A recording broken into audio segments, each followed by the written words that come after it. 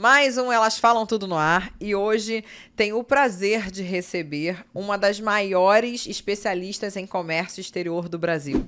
Com mais de 20 anos de experiência, ela ocupa a presidência do Conselho de Relações Internacionais e Comércio Exterior da ACRJ.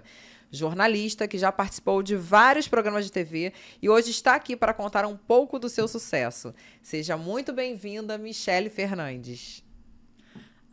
Eu que agradeço a oportunidade de estar aqui. Como a Elaine mesma diz, uma grande amiga e uma excelente profissional. Muito obrigada pelo convite. Um prazer, Michele. Gostaria de começar a nossa conversa pedindo que você nos contasse um pouco sobre sua trajetória pessoal, como que foi o início da sua carreira e o que te motivou a seguir nessa área de comércio exterior. Eu costumo brincar, Elaine, que o comércio exterior que me escolheu.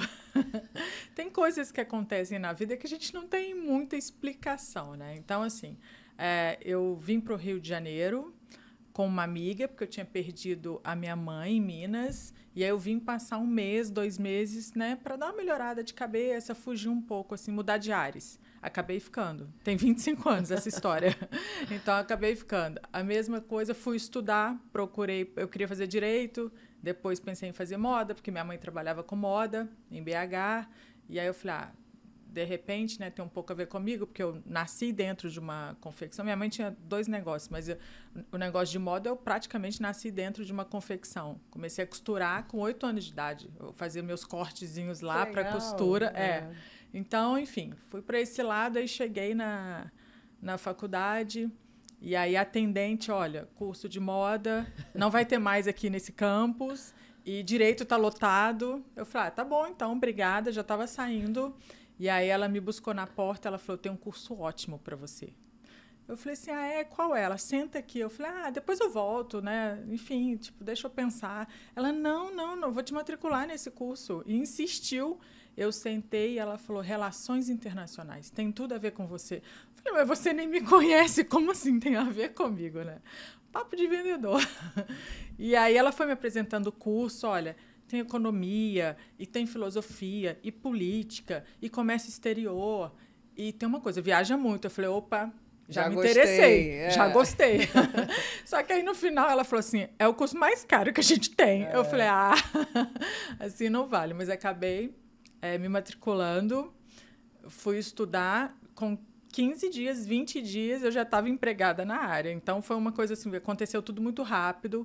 Fui para São Paulo, aí estudei um pouco em São Paulo também, fiz bastante cursos livres, principalmente, assim, técnicos, né? E aí estudei muito em São Paulo, trabalhei nessa empresa que era a filial de Singapura, e foi muito bacana, porque aí abriram, né, várias portas nesse sentido. E desde nova, né? Isso você tinha o quê? 20 e pouquinho? Não, 20 é que assim, eu trabalho desde os 13, né? Então, eu não acho... 20 e pouco, pra mim, não tá tão nova, não tô brincando. Não, 25, por aí, foi mais ou menos nessa época. Porque teve que ir pra São Paulo, largou tudo, família, na verdade, a minha família tá em Minas, né? Então, eu vim pra cá, acabei ficando no Rio sozinha, eu e Deus, não sozinha. E é isso. Mas aí estudei em São Paulo, aí ficava Rio e São Paulo. Depois de um tempo, eu abri um escritório deles no Rio de Janeiro. E aí abri esse escritório, essa empresa ficou no Brasil 6 anos, e depois saiu do Brasil, finalizou as operações no Brasil, aí eu continuei com a minha. Então vamos voltar lá. Muitas pessoas te conhecem pela sua habilidade em conectar o Brasil com mercados internacionais. O que você mais aprecia em trabalhar com diferentes culturas e países ao redor do mundo? Conhecer novas culturas é um grande motivador, sem dúvida.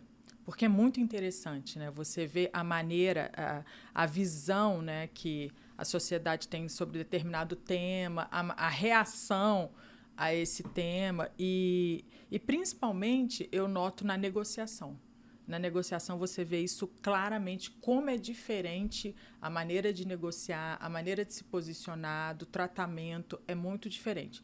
Uma coisa que não é muito bacana nisso tudo, que eu acho que até um pouco assim do efeito colateral, é a questão do machismo, né? Porque tem culturas que são bem mais machistas.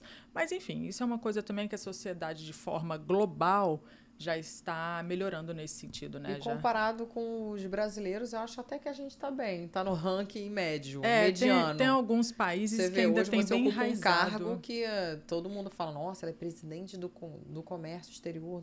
Então, assim, seria talvez um cargo masculino e você está lá fazendo lindo o trabalho. Quando eu comecei, por volta de 2005, né? É porque 2005 é a minha matrícula, então, assim, mas antes disso eu já estava fazendo alguma coisa no sentido assim, eu fazia comércio exterior sem saber que eu fazia comércio exterior. Sim. Então já trabalhava na distribuidora de produtos importados, já fazia algumas coisas, enfim. E quando eu comecei, eu fui para logística. O primeiro segmento que eu trabalhei dentro do comércio exterior, que tem diversos, foi a logística. Eu estudei muito logística, eu ia muito para galpão, armazéns de carga. E são só homens. Né? Então, você imagina a mulher andando ali no meio, sabe? Desde do armazém. O motorista do caminhão até todos os homens que colocam aqueles pallets, né? Exato. É tudo homem. Tudo homem, assim, são homens Imagina bem... uma loura linda dessa no meio daquilo do galpão. Exato. E, inclusive, eu tenho uma história ótima sobre isso. Eu fiz uma operação não é seropédica, indo para Angra, Itajaí.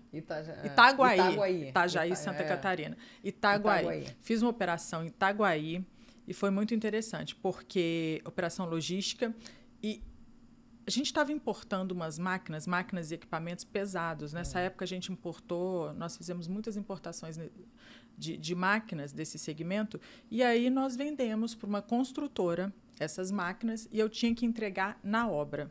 Só que tem um detalhe, a obra era no meio do bairro e não entrava carreta, não entrava daquele nada. Tamanho. E o nosso contrato era dentro da obra, ou seja, tinha que fazer uma logística para entrar com esse maquinário. Era em torno, assim, de 150 contêineres, só para você ter ideia, muita coisa. E aí, o que nós fizemos? Eu falei, vou fazer um plano logístico, vou fazer um projeto logístico, vamos em frente. Primeira coisa, desligar a luz do bairro. Aí veio o prefeito, olha, fizeram manifestação na porta da obra, só que assim... Por que desligar a luz? Porque eu precisei passar com os contêineres em cima das casas, por cima da fiação. A gente ia pegando... Não, foi incrível. A gente ia pegando de uma... Com aqueles empilhadeira, passando para outra para atravessar as casas. E por conta da fiação, a primeira coisa, você tira a luz, né? E aí foi incrível porque...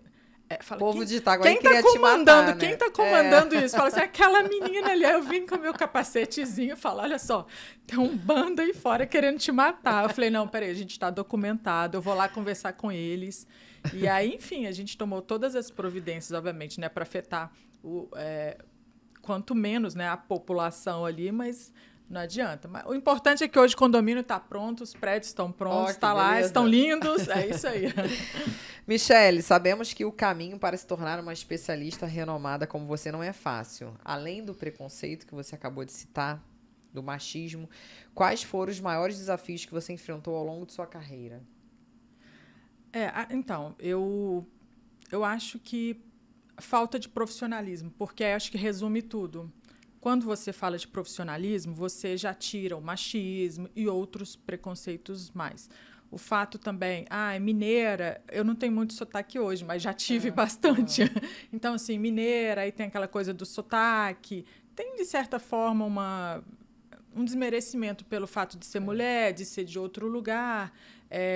A nossa profissão, até determinado momento, como eu falei agora também, não tinha tantas mulheres. Com o tempo, na parte operacional, cresceu muito, mas em cargos de liderança e cargos de chefia, né, ainda é muito pouco. Mas na parte operacional, hoje tem muitas mulheres. Na época que eu comecei, não tinha ainda. Então, acho que a falta de profissionalismo, acho que resume tudo isso. Assim. Sim. E ao longo dos seus 20 anos de experiência, quais transformações mais significativas você testemunhou no setor de comércio exterior? A mais importante, inclusive, que a gente comemora que no pós-Covid é desburocratização. Tá? A gente trabalhava com muitos documentos, tudo era muito assim, manual. Por exemplo, eu liberava uma carga, o navio chegou, a gente ia liberar uma carga, a gente ficava numa fila. Mas a gente tinha pessoas, né, operacional, que ia para essa fila dentro da Marinha Mercante para liberar os documentos pessoalmente. Então, assim, coisas que já não fazia sentido. Exato. Inclusive, a navegação, tem muito isso, né? Tem procedimentos dentro da navegação que são desde quando a Inglaterra, né, só o berço da navegação mundial, e vem desde aquela época, né? Porque o comércio exterior no Brasil é muito novo. Desde o Collor para cá, dos anos 90 para cá. Então, é muito novo. Então, tem muitas áreas e muitos segmentos que ainda precisam ser regulados. E como que você avalia o impacto da globalização no comércio exterior, especialmente nas últimas 2 décadas? Esse é um tema um pouco sensível, porque, assim, obviamente, a gente comemora a globalização, mas tem um efeito colateral da globalização, que, assim, os mercados ficaram muito ligados, né? Eles se uniram muito, se unificaram. Com isso, algo que acontece na Rússia, a gente sente aqui imediatamente. Algo que acontece nos Estados Unidos, uma declaração do presidente. Do Trump, Exato. A gente sente imediato. A gente sente em mercadorias, a gente sente na moeda. Na bolsa. Exatamente. Na logística, uma série de coisas. Então, assim, isso é o efeito colateral da globalização. Existe já um movimento há um tempo, não é agora, já vem de uns anos para cá, que é a desglobalização. Por quê? Foi demais. E aí, com isso, hoje resulta nos mercados mais fechados com protecionismo, porque abriu muito, deu problema, né? A troca intensa de mercadorias, muitas nações, muitos países perderam a industrialização, e aí eles tiveram que agora eles estão se, digamos, remodelando dentro desse novo contexto global. Desglobalizando. Exatamente, exatamente. É a palavra usada. O que te motivou a fundar a Get Global Trading, Dot Coffee, Cafés do Brasil? Então. Conta um pouquinho. Pois é, eu amo café, né? Café já é uma Ela coisa de chegou família. Aqui, já até abrigou e eu, na mesma hora, meu patrocinador, Café Três Corações, mas pode ser o dela, hein? Em breve. É isso aí. Fala café, um pouquinho.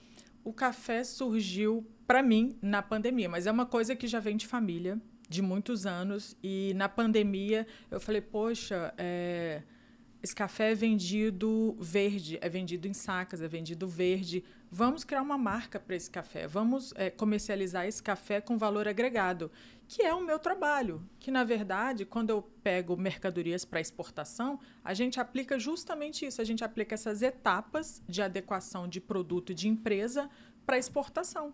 Então, eu pego um produto, né, e dou uma nova cara para ele, uma roupagem, né, mostrando... Para poder vender. Exatamente, mostrando o valor, né, agregando valor a esse produto. Então, foi isso que nós fizemos. Nós pegamos um café de excelente qualidade e aí hoje a gente tem em torno de 7 certificados internacionais. Fora os selos, as premiações, mas assim, é isso, você, né, agrega valor, você trabalha aquele produto e coloca no mercado.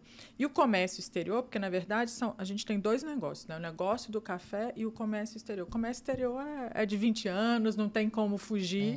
Eu amo o que eu faço, né, meu coração é todo Comex. E aí às vezes o pessoal brinca, você como é que é? Eles brincam que eu sou, não é rainha do café, baronesa do café. Eu falei assim, não, primeiro Comex. Porque, na verdade, o que eu faço com o café é Comex. Meu negócio com o café é negociá-lo. Eu só coloquei um produto lá na fazenda, minha família aqui que eu já tiro de letra. Exatamente. Aí, deixa o pessoal na fazenda, trabalhando, plantando, colhendo, legal, com todo carinho. E a parte internacional a gente faz. Em sua análise, como pequenas e médias empresas brasileiras têm evoluído no comércio exterior? O governo, de certa forma... deixa eu melhorar essa pergunta. Volta aí. Tá. Em sua análise, como que as pequenas e médias empresas brasileiras têm evoluído no mercado exterior e quais são as principais dificuldades que essas empresas ainda enfrentam para se inserirem de maneira eficaz no mercado global? Tá. Eu vou falar sobre alguns pontos. Eu acho que o primeiro ponto é se profissionalizar, porque a gente pega muitas pequenas e médias empresas familiares. Isso é um problema, porque muitas vezes tem pessoas ali dentro trabalhando que fazem parte da família, mas não estão aptas para estar naquele cargo. Então, assim, isso é uma coisa sensível, complicada, né? Não dá para você apontar dessa forma, mas dá para você gerar um relatório e mostrar, entendeu, que precisa certas ter uma áreas que precisam ser ter uma modificadas. outra visão, exatamente. Uma visão mais ampla, eu nem digo isso, ampliar um pouco a visão. Então, a gente pega isso com muita, sabe, É frequente. muita frequência nesses pacotes de exportação que a gente trabalha, porque a gente tem que ir para dentro da empresa, né? Entre parênteses, Sim. a gente tem que estudar a empresa, estudar o produto e gerar algumas soluções e mostrar onde está sendo o erro ou As falhas. ou fazer um plano mesmo de negócio internacional para aquela empresa. Então, eu sinto que assim, o fato de ser familiar, e muitas são bem-sucedidas, tá? Mas não exportam. Tem muito isso no Brasil. Pequenas e médias empresas super bem-sucedidas no comércio interno, mas de comércio internacional... Vendem para o Brasil inteiro, mas não para fora. Eu atendi uma de 106 anos. Olha que incrível. Qual o nome? Pode falar. Na verdade, é uma empresa de chá. É uma empresa de chá. E aí, o que acontece? É que a gente tem LGPD. Tá. Na nossa, a gente assina o contrato, eu não falo, mas eu posso falar o produto sem nenhum problema. Então, o que acontece? As empresas precisam se profissionalizar nessa questão internacional. E o primeiro dificultador, o primeiro entrave é a questão cultural. Porque eles querem tratar o produto em outro país como se estivesse dentro do país deles. Do Brasil, Exato. E é completamente diferente. Exato. Um outro ponto também que eu vou citar, tem diversos, tá? Mas um outro ponto que eu vou citar é que, assim, eles não entendem a questão cambial. Por quê? O dólar, né, frente ao Brasil, vamos botar, tá valendo R$6. Tá alto frente à nossa moeda. Contudo, se você fizer um planejamento para isso, você vai ter o seu processo, o seu projeto só durante um tempo. Você vai ter um negócio durante um tempo. Por quê? A moeda não vai ficar 6. Por mais que ela fique durante um período, não é aquele valor. Aquele valor é uma coisa, é exceção, né? É exceção. E aí, eles querem fazer o planejamento em cima do valor da moeda. E, na verdade, a gente, no comércio exterior, a gente costuma dizer que câmbio não é fator de competitividade. Por isso. Porque você tem que ter um negócio, se o câmbio, né? Se o dólar estiver alto, se o dólar estiver favorável, ou se ele estiver também mais equilibrado, né? Frente à tua moeda. Seu negócio tem que funcionar independentemente da moeda. E aí, isso é uma coisa difícil de colocar, porque eles falam, não, é R$6, eu quero vender. E assim, quero vender do jeito que tá. Aí vem lá com um pacotinho, Brasil, né? Eu quero vender. Eu falo, tá bom, mas não é esse que a gente vai vender. A gente tem que fazer um específico para aquele país. E é como falar do filho de alguém, né? Como é que você vai falar do filho da pessoa? Olha, todo filho é lindo, né? Aquilo ali foi concebido. Às vezes levou 20 anos para aquele produto ser aprimorado e vende muito. E aí ele ainda fala pra gente, mas eu vendo muito aqui. Eu falei, pois é, aqui. Aqui, não lá fora. Lá fora a gente precisa dar uma... enfim, né? Além de respeitar a legislação internacional, também cultural, enfim, que aí envolve uma série de questões, desde religião, questões de gênero, tudo isso é respeitado dentro da parte cultural. A gente tem mais de 30 itens que a gente verifica.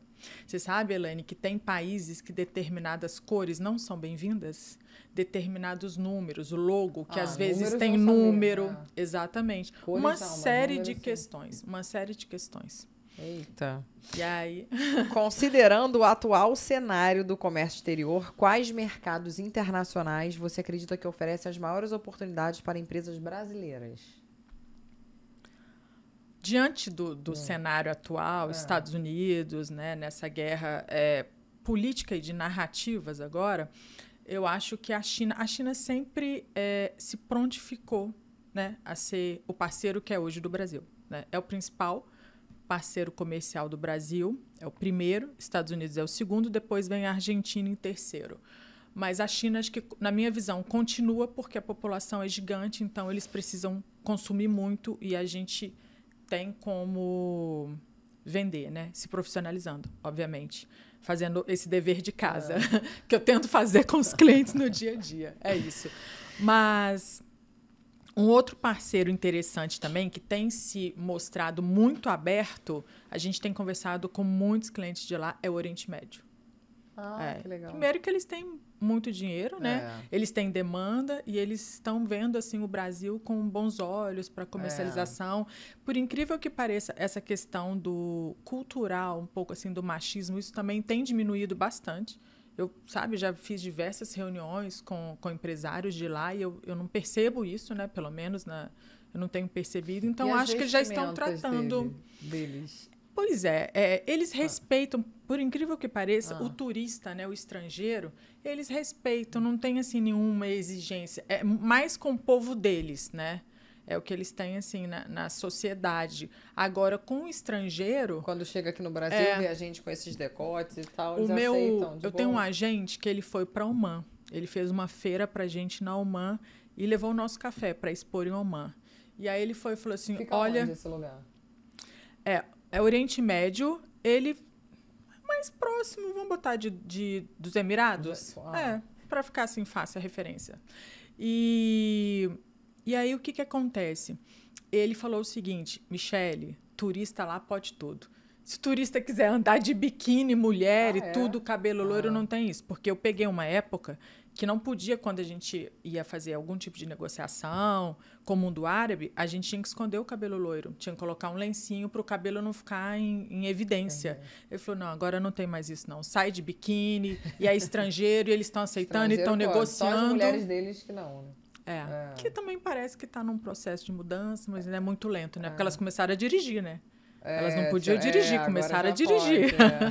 Ufa, né? Aí, Coitada das minhas amigas árabes. É isso aí. Quais são, em sua visão, os principais obstáculos que os empresários brasileiros encontram ao tentar expandir seus negócios para o mercado global? Como você acabou de falar aqui sobre a cultura, o cores, números, mas como eles podem superá-los isso? Muda completamente o produto dele em comparação com o que vende aqui no Brasil, lá para fora? Sim. Primeiro, entender a cultura e respeitar a cultura, né? Porque aí você vai criar um produto tipo exportação para aquele mercado. Dificilmente você tem um produto que atenda diversos mercados no exterior. Você tem que ter um para cada mercado. Primeiro, por questões de legislação internacional, certificação, né?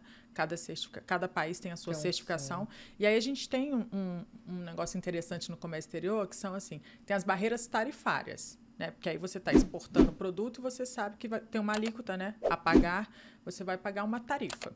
Só que tem esse negócio interessante, porque assim, o comércio exterior é muito complexo. Esconde assim, muitas armadilhas, sabe? Você tem que estar bem atento, fazer um planejamento. Ainda assim, você pode ser, de alguma forma, surpreendido. Tem que estudar muito o mercado. E aí nós temos a barreira tarifária e temos a não tarifária. O que é a não tarifária? É uma norma técnica para evitar que o teu produto entre naquele mercado. Eu vou te dar um exemplo. No Brasil, a gente tem um exemplo clássico, que é aquela tomada de 3 pinos. É uma barreira não tarifária. Por quê? Vinha muitos produtos chineses, eletroeletrônicos chineses. E a Dilma, na época presidente, ela falou, vamos colocar a tomada de 3 pinos. Por quê? Aí você fala, não, mas eles podem fazer um produto com tomada de 3 pinos, mas muda tudo, muda o preço, muda tudo, porque ele está na linha de produção dele, fazendo para o mundo todo. Aí ele tem que fazer um específico... Só para o Brasil. Para o Brasil. E aí já muda preço, muda toda... Entendeu? Sim. Então, é uma maneira de você conter que o produto chegue... São as barreiras não tarifárias, são as normas técnicas. Falam isso, você está falando em relação ao produto. Agora, falando de comida, mudando completamente o cenário, porque todo mundo fala, a comida japonesa que você come no Brasil é completamente diferente da que você vai comer lá no Japão. Sim, inclusive... Meio que adaptaram. Porque a gente fala, inclusive, a gente adora hot Philadelphia aqui. Não existe no Japão. Eu ouvi de uma pessoa do governo japonês que a nossa é muito boa, tá? Falou, é melhor do que a nossa. Sério? Porque Ele foi tiveram alguns japoneses assim, que não gostaram, não. Eu ouvi isso dessa pessoa. Ele falou assim, olha, eu gosto mais de vocês. Eu falei, fala baixo. E como que você enxerga a atual... Não. Voltando. Como que você enxerga a atuação da ACRJ no fomento de relações comerciais entre Brasil e outros países? E qual é o papel dos seminários e encontros bilaterais organizados pela instituição? A ACRJ, ela é um órgão consultivo do governo municipal, estadual e federal. Tá? Então, ela trabalha dando um suporte aos governos. E o principal objetivo dela é fomentar negócios para os empresários fluminenses, né? Agora, ela tem uma história interessante, porque assim, a CRJ é muito ligada ao comércio exterior. Né? O patrono... E para quem não sabe, a CRJ significa... Associação Comercial do Rio de Janeiro. E o patrono da CRJ é Mauá, Barão de Mauá. Quem foi Barão de Mauá? Foi tudo. Barão de Mauá é o maior empreendedor do Brasil. Então, assim, se a gente entra hoje no Banco do Brasil, foi por conta do Mauá. Se a gente vê uma carga passando numa ferrovia, foi Barão de Mauá. Então, ele cuidou da logística, ele cuidou da parte financeira, tudo que você possa imaginar. Porque quando Dom João VI abriu os portos às nações amigas, ele, em parceria com Mauá, falou assim, a gente precisa fomentar o comércio. Mauá abriu a Associação Comercial do Rio de Janeiro, que hoje completa, esse ano passado, completou 217 anos, 215 ou 217 anos? 215 anos, me desculpa. Ó, que legal. E então, isso tudo foi para fomento, porque ele falou, abrimos os portos, mas cadê as mercadorias? Cadê os empresários, né, fomentando o comércio? E aí ele falou, vamos abrir a Associação Comercial do Rio de Janeiro. Então, tudo que a gente tem no Brasil hoje, de certa forma, assim, dentro da história do Brasil, foi a partir de Mauá. É incrível, você ler a biografia dele, é muito rica. Eu estava lendo um dia desses um livro do Churchill, tinha a ver com logística, tá? E tava a história da Inglaterra, estavam falando de Mauá. Eu até separei e mostrei lá para o presidente. Olha, presidente, estão falando de Mauá aqui. Ele, nossa, que bacana, né? No livro sobre o Churchill. Eu adoro o Winston Churchill. E aí falando de Mauá, porque realmente ele deixou um legado que a gente usufrui até hoje. E ele é muito atual, porque desde aquela época, Elaine, da época do Império, ele já discutia alíquotas de importação. Olha que incrível. Muito atual. Há 200 anos atrás. Há mais de 200 anos já discutia a alíquota de importação, que é a nossa discussão hoje. Ele é muito atual. Michele, na sua visão, quais são os temas mais cruciais que precisam ser discutidos em encontros e seminários de comércio exterior? Porque seguindo você nas redes sociais, você sempre faz palestras, seminários. Quais são os temas que você acha que realmente a gente tem que discutir em relação ao comércio exterior? Eu gosto muito de falar sobre o custo Brasil. Porque enquanto houver custo Brasil, nós vamos deixar de atrair investimentos, nós vamos deixar de colocar a nossa bandeira em alguns lugares. Né? E mais do que isso, acho que inclui um pouco de insegurança jurídica. A nossa política deixa muito a desejar. Né? Enquanto, é engraçado, a gente acha o Brasil, o Brasil é maravilhoso, o Brasil está avançando. Quando você começa a ver outras nações de perto e outros países, você fala, a gente está muito longe. Enquanto a gente está discutindo, eu gosto de tal político, você gosta de outro, vamos brigar. Né? Enquanto está nessa, eu gosto de uma frase do Tancredo Neves que é assim, que briguem as ideias e não as pessoas. Aqui se briga as pessoas, né? Aqui todo mundo brigando. E as ideias, entendeu? Vamos brigar com ideias. A ideia não tem problema a gente brigar. A gente vai continuar sendo amigo, né? Mas aqui não, a gente briga pessoas. Então, você acha que o Brasil não está nem preparado adequadamente para expandir suas relações, né? Só que tem um ponto interessante nisso. Vamos lá, né? Também não vou ser leviana. Eu acredito assim, a gente tem que crescer, né? Nesse sentido político. Existe uma insegurança política muito grande. Isso atrapalha os investimentos, porque qual empresa, qual fundo quer investir num país que toda hora tem um impeachment? É presidente preso que é eleito. É presidente que é eleito que pode ser preso. Então, assim, é uma coisa que a gente não consegue nem explicar isso, na verdade, né? É complicado você explicar. Várias gerações de governadores, tudo na cadeia. Aqui no Rio de Janeiro, um histórico terrível, terrível. Então, assim... Tá, mas agora a parte boa. A gente já sabe que é assim, agora a parte boa. Então, a gente precisa melhorar nesse sentido, obviamente, porque com isso você vira a chave. Isso gera muita insegurança política, né, para investimentos. A parte boa, apesar disso tudo, nós temos um solo extremamente fértil, nós temos um continente, né, gigante banhado pelo mar, né? A gente tem uma costa marítima muito grande para ser explorada, né? Por exemplo, nos transportes de cabotagem, que é o transporte que a gente faz dentro, né, do Brasil, transporte por cabotagem, para sair um pouco, desafogar um pouco do transporte rodoviário. Então, é isso. Então, a gente tem tudo isso de bom. Então, a gente tem uma logística que pode ser melhor, né, aproveitada. Agora, vamos um pouco para a parte de energia. A gente tem vento, a gente tem sol, tudo isso para energias renováveis, né? Tudo isso focado na sustentabilidade. Então, o Brasil tem muita coisa boa, porque se não tivesse, a gente estaria muito mal, entendeu? Então, nós temos uma riqueza muito grande, né, como nação. E qual é o papel das inovações tecnológicas nas negociações, nas operações de comércio exterior? O pós-pandemia ficou bem claro assim um avanço muito grande do comércio exterior brasileiro, como eu havia falado, principalmente com a questão da inteligência artificial. Hoje nós temos muitos processos que já usam inteligência artificial e isso, obviamente, vai crescer, né? Eu acredito que se a gente fizer esse mesmo bate-papo daqui 5 anos, já esteja completamente diferente, porque está caminhando para isso, então isso muda tudo, né? Você sai do papel e vai para o digital, né? Você vai... E agora, mais do que isso, com a ajudinha da inteligência artificial. Você tem processos mais ágeis, com menos erro, você tem uma série de questões. E o profissional, o ser humano, ele precisa se profissionalizar, estudar, para que ele faça esse papel de interlocução, né, entre a inteligência artificial, o processo. Eu acho que ele tem que estar ali por trás, fazendo a manutenção, vamos dizer assim. Acho que é uma retroalimentação. A inteligência artificial dá o resultado para a gente e a gente coloca o nosso melhor para que ela melhore o resultado e passe para a gente novamente. É isso aí. É o ciclo de... Exato. O que significa CAAEB? É Câmara de Comércio Exterior. O AEB é a Associação Brasileira de Comércio Exterior. A sigla não é Associação Brasileira de Comércio Exterior. E essa Câmara ela foi criada para atender somente processos de comércio exterior. E como que sua experiência como mediadora de conflitos nessa Câmara tem influenciado a sua visão sobre as negociações comerciais internacionais? Eu acredito muito que essa parte conflituosa, vamos dizer assim, das relações comerciais, eu acredito muito na mediação e na negociação para o futuro.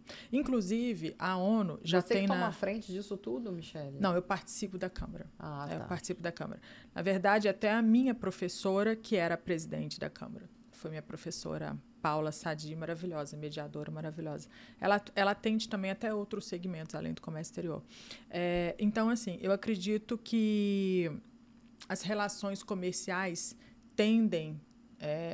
isso já é uma coisa que está acontecendo no presente, mas vai aumentar muito ainda no futuro, tendem a ir para mediação e para negociação. Por quê? O judiciário hoje é abarrotado, né? E, fora isso, o custo do judiciário é muito elevado. Os processos também duram 20, 30 anos e não resolve, né? No final, e costuma, né? Sempre uma parte sai desfavorecida. A mediação e a negociação tende a ser mais justa, porque nenhuma parte vai ficar desfavorecida. As duas saem comemorando, que a gente brinca, né? É win-win. As duas saem ganhando. Então, assim, eu acredito que no futuro... vai realmente para o judiciário que não tem conversa, não tem jeito, porque se tiver alguma forma, alguma brecha, eu acredito muito na mediação e na negociação. E fora que está na agenda da ONU 2030, a negociação e a mediação. É uma das ODS da ONU, né? Agenda 2030. Legal. Michele, como que você avalia o papel da liderança feminina no comércio exterior? E de que maneira a presença de mulheres no setor tem se fortalecido ao longo dos anos? Você sabe que hoje o Brasil tem uma coisa muito interessante, muito bonita, que são essas associações que foram surgindo de mulheres no Comex. Inclusive, eu falei o nome de uma agora. Mulheres no Comex é uma associação fundadora, uma grande amiga de São Paulo, a Monique. E isso é muito interessante, porque foram surgindo grupos, foram surgindo associações, sabe? E com diversos objetivos, assim, não só de pegar a pequena empreendedora e profissionalizar o negócio dela, mas também de mostrar como que é a carreira, como é possível estudar para que você construa a tua carreira. Então, isso é muito interessante. Hoje, nós já temos muitas. Tem uma também do Amazonas, que é incrível. Uma pessoa no Amazonas faz um trabalho incrível. Aí tem diversas. Eu participo dessa de São Paulo, participo do Rio. Lá na Associação Comercial, no meu conselho, eu também tento buscar mulheres para que participem com a gente. A gente estava em maioria até. Legal. Mas, claro, né, todo mundo também tem agenda muito cheia, e às vezes assim, não é nem por... É porque às vezes não pode estar ali direto, né, em todos os eventos. Mas eu tento, sabe, buscar profissionais, mulheres, para a gente se unir e se fortalecer cada dia mais. Fico feliz com isso. Considerando o atual cenário internacional, quais países você acredita que representam maior oportunidade de parceria com o Brasil? Eu citei agora há pouco. Você falou que o número 1 é a China. A China, porque é o principal, e também porque tem um alinhamento ideológico. Atualmente ela tem, né? A gente não sabe, 2026, mas hoje tem um alinhamento ideológico, então eles estão super abertos.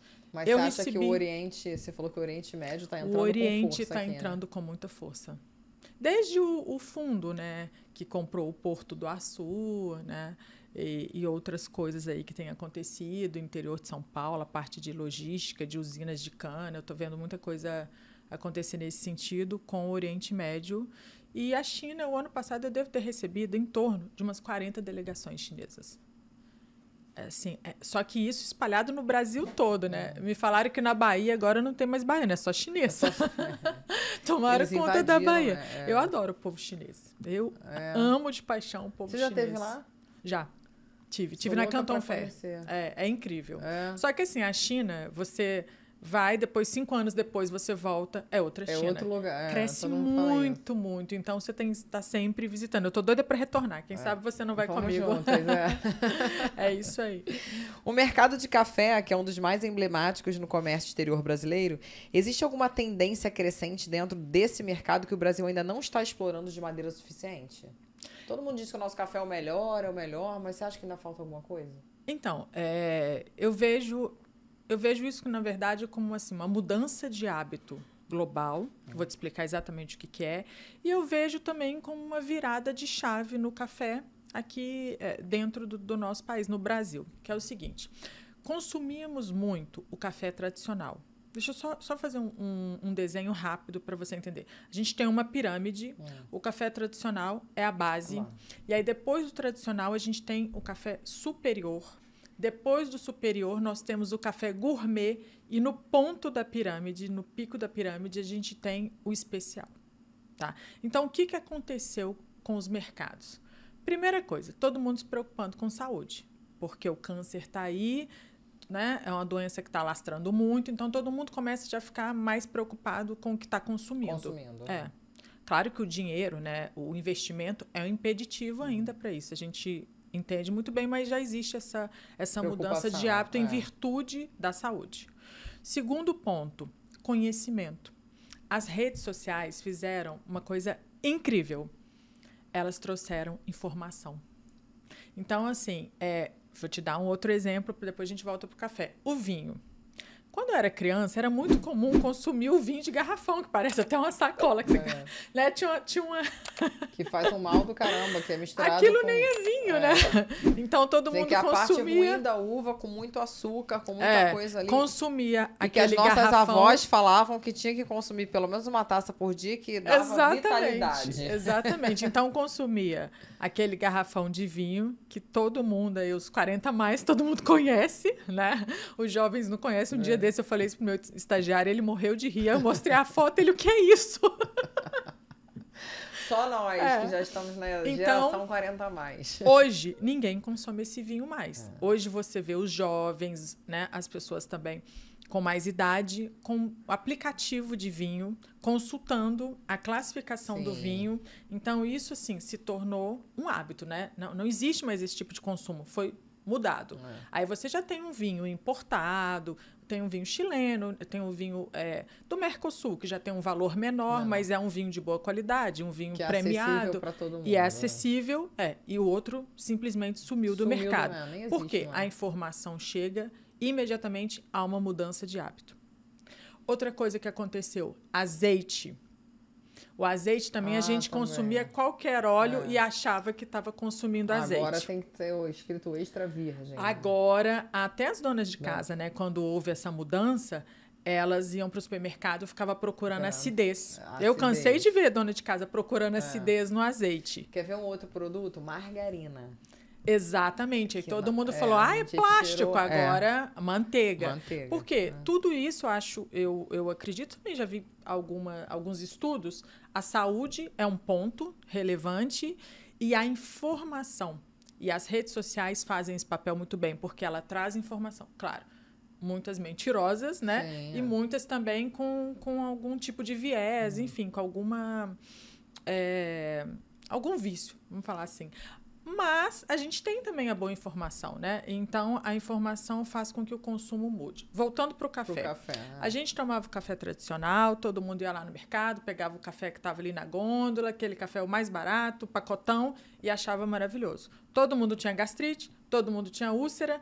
Ai, tomei um café, meu estômago tá terrível, né? Eu tô sentindo a queimação.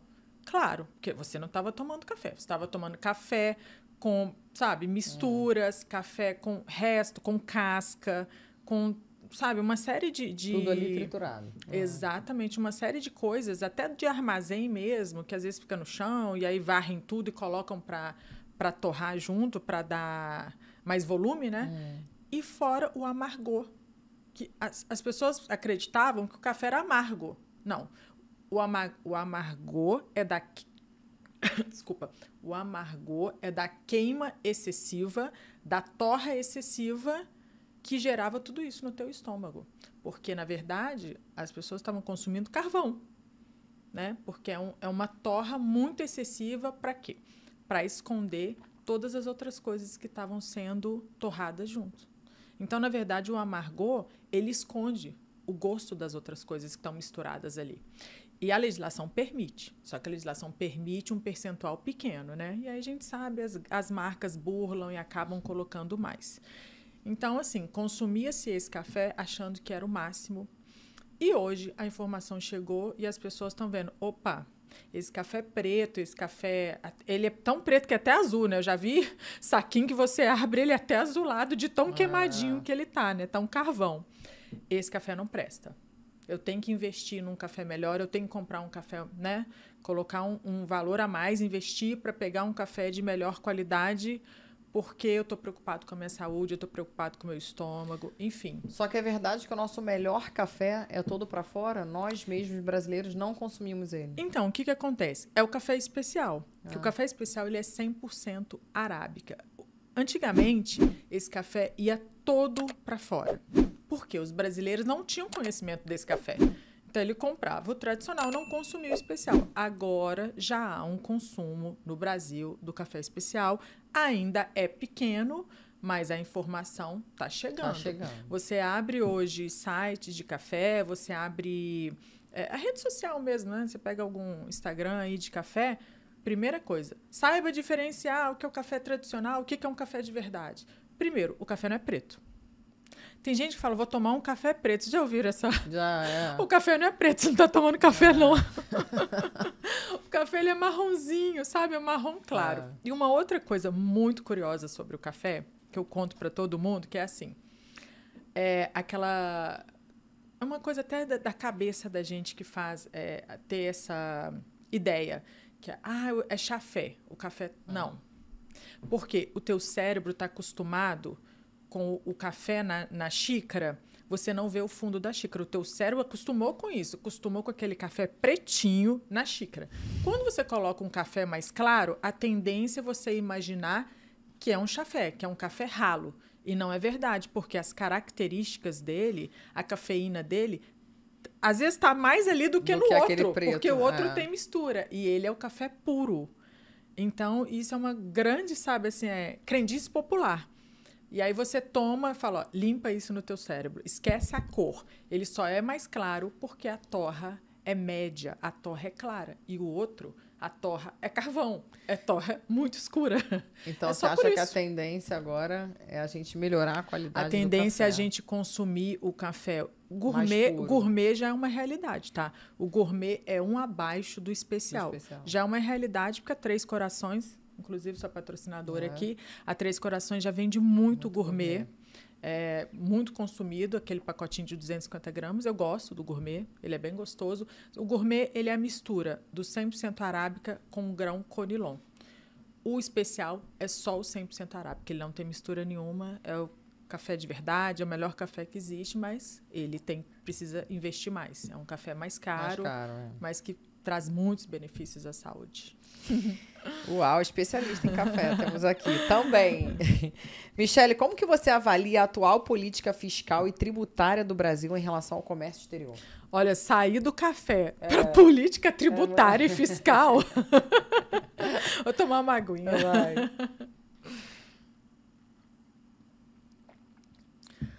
O que acontece? A gente tem um grande problema a resolver. Por muito tempo, o Brasil ficou parado nessa questão. Aí veio a questão da reforma tributária. E aí todo mundo, mas a reforma... Então, na verdade, a reforma é só uma organização tarifária. Porque não existe redução. Tá? Todo mundo estava imaginando, vai ter uma reforma tributária, os impostos vão reduzir. Então, na verdade, não tem redução. Tem uma estruturação. É porque era tão confuso. Só para você ter uma ideia, Elaine, em todos os países que a gente trabalha, assim, todos, né? Esses países maiores com economia forte, você sabe, você vai exportar um produto para lá, você sabe qual é a tarifa, qual é a alíquota que você vai pagar naquele produto. Hoje, o exportador, né, mandando produtos para o Brasil, o exportador, ele quer fazer um trabalho, por exemplo, eu recebi uma empresa do Japão que queria trazer cosméticos para o Brasil. Ela falou, qual é a alíquota? Eu falei, eu vou fazer um estudo e te envio. Ela, precisa de estudo para a alíquota? Eu falei, precisa. E esse estudo tem em torno de 4, 5 páginas. Ela falou, vou desistir antes de ver o estudo. Sério? Foi isso que eu ouvi. Por quê? Você não tem uma alíquota. Você não fala assim, você vai pagar 10%, você vai pagar 15%, você vai pagar 100%. Não, você faz esse estudo através do tratamento administrativo que você tem da mercadoria, que é onde tem toda a legislação e as alíquotas, todos os acordos, você puxa através disso e você gera uma planilha de custos. Isso é mais um motivo dos países quererem desistir de botar um Exatamente. Produto aqui. Então, assim, quando uma empresa entra no Brasil, ela é muito forte, muito corajosa e tem muito dinheiro. Porque são tantos entraves, né? Principalmente na questão fiscal, é médio porte, tributária, ou pequeno porte, não desiste. aguenta. Não aguenta. Muitas vêm, inclusive, de moda. Não sei se você acompanhou. Nós tivemos uma... Até aqui na Barra mesmo. A Forever, lembra? Sim, 21. Forever 21. Fechou. Muitas vão embora. Muitas vão embora porque não consegue nem entender a parte tributária e muito menos ter os seus produtos competitivos, né, para venda. Então, esse é um grande problema. A reforma tributária, tudo que foi apresentado até agora, parece que vai melhorar nessa questão. Como? Você vai me perguntar, Michele, qual é o valor do meu produto no Brasil? Eu vou te responder. 60%. 70%. Eu vou ter um número para te dar. Que hoje o que a gente faz é um estudo, né? É uma estimativa. Agora, falando um pouquinho de você, Michele, participar de eventos de grande relevância, como o Fórum de Investimentos de Washington, D.C., é um marco importante para qualquer profissional. O que esse evento representou para a sua carreira? Essa história foi muito curiosa, porque assim, eu sempre escrevi artigos para o comércio exterior, porque eu sempre gostei de ler muito e de me aprofundar em vários temas, né? Você caiu de cabeça mesmo em relações exteriores, né? Exatamente. E aí eu sempre gostei de estudar, sempre gostei de ver, né, tudo que o mercado estava falando, debater, enfim. E aí eu fiz um artigo na época que a presidente Dilma estava indo para os Estados Unidos para falar com Obama. Eles iam fazer as pazes. O Brasil estava com um problema sério naquela época ali com os Estados Unidos e eles conseguiram essa viagem, né, para que ela fizesse as pazes com Obama.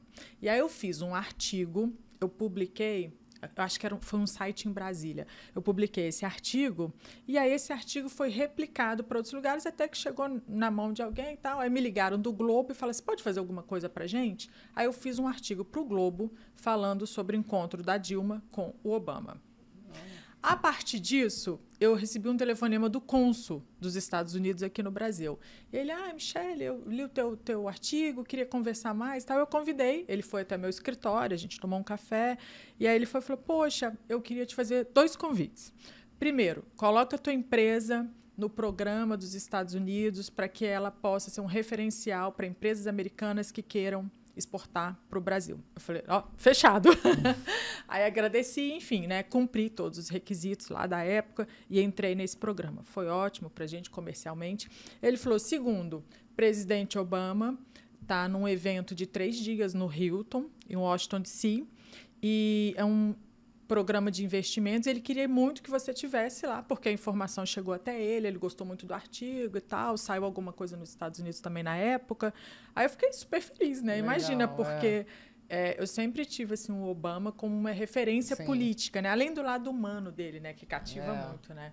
E eu lia um livro... Até como homem, marido, pai e tudo, né? Exato. Um monte de frases legais. Eu gosto muito de um cientista político indiano que é o Farid Zakaria. E depois eu descobri que era o preferido do Obama. E aí eu estava lendo um livro e tal, e aí eu vi que... Tanto que ele hoje faz um programa na CNN, né, em Nova York. E aí, enfim, eu achava o máximo, eu era super fã, e quando aconteceu isso, eu fiquei super lisonjeada. Michele, como que você acredita que as empresas podem lidar com as flutuações cambiais, especialmente em um cenário de instabilidade econômica? No comércio exterior, a gente tem uma máxima que câmbio não é fator de competitividade. O que significa isso? Significa você fazer o teu planejamento, fazer uma boa logística, cuidar da tua produção, tá? Ter processos assim bem justinhos, entendeu? Para que você não dependa de câmbio. Porque o câmbio hoje, ele está favorável, mas amanhã ele pode estar desfavorável. Essa e muitas vezes toda hora muda, né? Exato. Muitas vezes você perde o teu negócio. Na pandemia, nós tivemos muitos casos assim. Só que também oscilou demais, né? Não foi uma coisa muito comum. Né? Ele saiu de 3,80, foi para 6, né? Então, não foi uma coisa muito comum. Mas, principal, fazer um planejamento que não dependa de câmbio. Bom, e agora falando um pouquinho de Michele, sei que você ama café, já deu aula aqui de café. Tô aprendendo. Adora charuto também, né? Adoro charuto. E come carne também, Michele? Como tudo, com carne, com peixe. Eita! Então vou te presentear com 2 rodízios da melhor churrascaria que temos no Rio de Janeiro, Barra Grill. Ai, muito obrigada, oba! Vamos marcar dia, a gente até fuma um charutinho juntas. Delícia, muito obrigada. Eu amo Barra Grill. E, Michele, você que é uma grande inspiração para muitas profissionais que desejam seguir sua carreira, que mensagem você gostaria de deixar para aqueles que te veem como um modelo a ser seguido, especialmente os que estão começando agora no comércio exterior? Olha, eu gosto muito de... Bom, os meus alunos, né, eu estou refletindo muito sobre isso, porque os meus alunos falam que eu sou muito exigente. Mas não é, porque assim, você tem que exigir aqui para você ter algo, né? Então, assim, essa certa exigência eu acho que todo profissional tem que ter. No sentido assim, vou estudar, eu quero aprender tudo, eu quero ser o melhor, eu quero estar bem preparado tecnicamente, entendeu? E nessas questões também de relações, eu vejo um problema muito sério hoje nas empresas e nas relações em geral. É a soft skills, né? As pessoas não sabem lidar mais, né, com pensamento contrário, as pessoas estão tendo muita dificuldade nesse sentido, é até uma coisa psicológica a ser trabalhado, entendeu? Então, isso é um ponto. Você vê excelentes profissionais, você pega o currículo, a pessoa está se dedicando, está estudando. Aí, quando chega no interpessoal, não tem condição. Ou a pessoa é calada demais, não conversa, tímida demais, ou ela tem problema com todo mundo, tem dificuldade de se relacionar com o outro. Então, isso é um ponto que tem que ser trabalhado. E aí, sobre programas de qualidade total, que eu gosto muito, porque quando eu comecei, a primeira coisa que eu fui estudar foi qualidade total. E, por incrível que pareça, eu tinha feito um estágio na Caixa Econômica em 1997 e que eu aprendi nesse estágio só qualidade total. E eu fiquei apaixonada pela qualidade. Porque a qualidade é assim, desde assim, você abre o seu armário e está tudo impecável, por cores, padronização, é tudo. Então você aplica na tua casa, você aplica com teu filho, Você é assim? aplica com seu cachorro. Sou. Eu sou assim. Eu sou assim, só que dizem em alguns... que isso vem um pouco do signo, né? Eu sou virginiana, dizem que virginiana é O meu bem... é da Caixa Econômica Federal. Porque eu fiz esses cursos lá e me apaixonei. Então, a dica que eu vou dar é sobre isso, porque tem um conceito que se chama PDCA. O que é o PDCA? Por que eu gosto desse conceito? Tem um 5S, que todo mundo já conhece mais, que são os sensos de... Vou falar. Limpeza, organização, ordenação, autodisciplina e saúde. E aí você vai trabalhando esses conceitos para ter tua vida organizada, né? E Vamos PDCA colocar assim. O significa PDCA é plan, de planejar, né? Do, de fazer. O C PDCA. O C é de check, é de checagem. E o outro, o A, o de ação. O que significa isso? Você tem uma melhoria contínua. Então, assim, exemplo, esse estúdio aqui tá lindo e maravilhoso, mas sempre a gente pode melhorar alguma coisa. Aí você aplica um círculo, né, que vai girando. Você vai aplicando esse círculo, então você tem sempre estar em melhoria contínua. Ah, você estudou tudo? Não. Você vai fazer um curso de inteligência artificial, que é uma coisa nova, você sempre tem que estar em movimento. Até porque está tudo em movimento. Exato. Né? E aplicando esses conceitos que são maravilhosos, né? E funciona super bem. As grandes empresas fazem. São métodos também, metodologia japonesa, né? Que eles são os pioneiros nisso. Então, é mais do que provado que funciona. Então, se tem tudo isso, vamos aplicar, né? Isso é uma coisa, eu acho, que vale para o profissional, vale para a mãe, vale para o marido, vale para esposas. Bora aplicar essas metodologias. Adorei, Michele. Adorei te receber aqui. Foi um prazer, mais uma vez, estar com você. Além da nossa palestra, né, que falamos muito de negociação, empoderamento feminino, inteligência emocional. Foi bem legal. Foi, sim. Elaine, muito obrigada. Fiquei muito feliz com o convite. Te admiro muito como profissional, o trabalho que você vem fazendo e essa simpatia. Obrigada, você também. Além de linda, tenho muito orgulho de ver mulheres assim ocupando um cargo tão especial no nosso país, nos dias de hoje. Muito obrigada. Agradeço imensamente o convite. É isso aí, galera. E para você que ainda não acessou o canal, entra aí no link do Elas Falam Tudo, ative o sininho para receber as notificações e curtam também os vídeos. Beijo e até a próxima.